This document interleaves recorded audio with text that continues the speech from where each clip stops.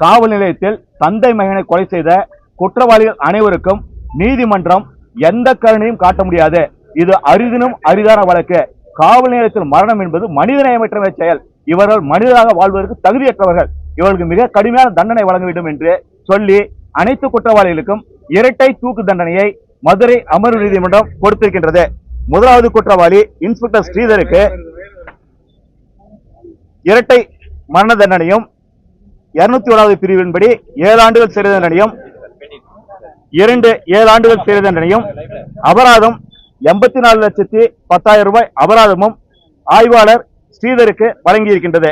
இரண்டாம் குற்றவாளி SI பாலகிருஷ்ணனுக்கு இரட்டை மரண தண்டனையும் ஒரு 7 ஆண்டுகள் சிறை தண்டனையும் ஒரு ஓராண்டு சிறை தண்டனை ஒன்றும் அபராதம் 84,10,000 நீதிமன்றம் வழங்கியிருக்கின்றது. மூன்றாம் எதிரி SI ரகு கணேசிற்கு மரண தண்டனையும் இரட்டை மரண தண்டனையும் 7 ஆண்டுகள் சிறை தண்டனை 2, 3 ஆண்டுகள் சிறை தண்டனை 1, ஓராண்டு சிறை தண்டனை 1, 52 லட்சம் அபராதமும் நீதிமன்றம் விதித்திருக்கின்றது. நான்காம் எதிரி தலைமை காவலர் முருகனுக்கு இரட்டை மரண தண்டனையும் 7 ஆண்டுகள் சிறை தண்டனை 2 பிரிவுகளிலும் ஓராண்டு சிறை தண்டனை 1 பிரிவிலும் 3 ஆண்டு சிறை தண்டனை 1 பிரிவிலும் நீதிமன்றம் வழங்கியிருக்கின்றது. 50 லட்சம் ரூபாய் அபராதம் விதித்திருக்கின்றது. ஐந்தாவது குற்றவாளி சாமிதுரை என்பவருக்கு இரட்டை தூக்கு தண்டனையும் ஒரு பிரிவின் கீழ் 7 ஆண்டு சிறை தண்டனையும் மற்றொரு பிரிவின் கீழ் ஓராண்டு சிறை தண்டனையும் 2,25,000 அபராதமும் நீதிமன்றம் விதித்திருக்கின்றது.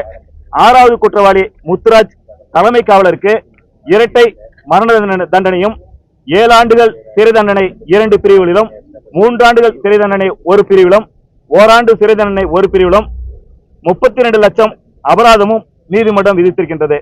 7ஆம் எதிரி காவலர் செல்லதுரைக்கு இரட்டை மரண தண்டனையும் 7 ஆண்டுகள் சிறை தண்டனை 1 பிரிவிலும் ஓராண்டு சிறை தண்டனை 1 பிரிவிலும் நீதிமன்றம் விதித்திருக்கின்றது. 8ஆம் எதிரி தலைமை காவலர் தாமஸ் பிரான்சிஸ் என்பவருக்கு இரட்டை மரண தண்டனையும் 7 ஆண்டுகள் சிறை தண்டனை 1 சட்டப்பிரிவிலும் ஓராண்டு சிறை தண்டனை 1 சட்டப்பிரிவிலும் 3 ஆண்டுகள் சிறை தண்டனை 1 சட்டப்பிரிவிலும் 40,46,000 அபராதமும் நீதிமன்றம் விதித்திருக்கின்றது. 9வது குற்றவாளி காவலர் வெயிலுமுத்து என்பவருக்கு இரட்டை மரண தண்டனையும் 7 ஆண்டுகள் சிறை தண்டனை 1 சட்டப்பிரிவிலும் ஓராண்டு சிறை தண்டனை 1 சட்டப்பிரிவிலும் வழங்கியிருக்கின்றது. மற்றொரு குற்றவாளி பால்துரை இறந்துவிட்டதால் அவருக்கு தண்டனை எதுவும் நீதிமன்றம் வழங்கவில்லை.